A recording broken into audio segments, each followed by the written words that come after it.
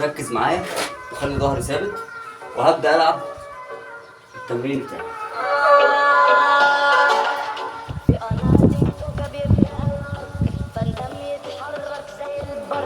فتنس واكشن ملحمي صعب، ملك الافلام هنا للصخب. اوقات التمرين مثل القتال، جيل بعد جيل يتبع المثال. فتنس واكشن بلا محال، فنان البطل بين الابطال محمد فلدان.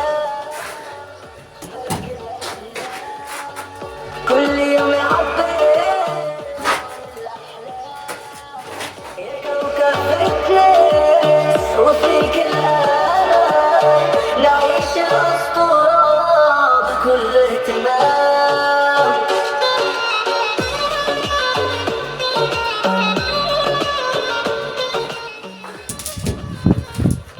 العب بالشكل ده، ما تفتحش الكوع.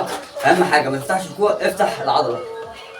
افتح العضلة، خلي العضلة هي اللي تفتح معاك. العضلة دي هي اللي تتفتح. أما الكوع لو اتفتح بتريح العضلة وفايدة التمرين طلعت في الفاضي. فأنت افتح ايدي اهي وتفتح العضلة. ده هتظبط معاك عضلات الايه؟ المبارز. في التمرين اللي فات بتاع الكتف قلت الكتاف الخلفي بتشتغل مع الحركة دي، مع حركة المقص دي. تابعونا في الفيديو القادم عشان نلعب تمرين مهم جدا ممكن تلعبه في الظهر، وتمرين مهم جدا في اخر الفيديو هقول لكم عليه وفوائده ايه بالظبط، وبعلي من نسبة الكتلة العضلية اللي في الظهر، بعلي من الباور، بعلي من المدى الحركي لو انت كملت. تابعني في الاجزاء اللي جايه.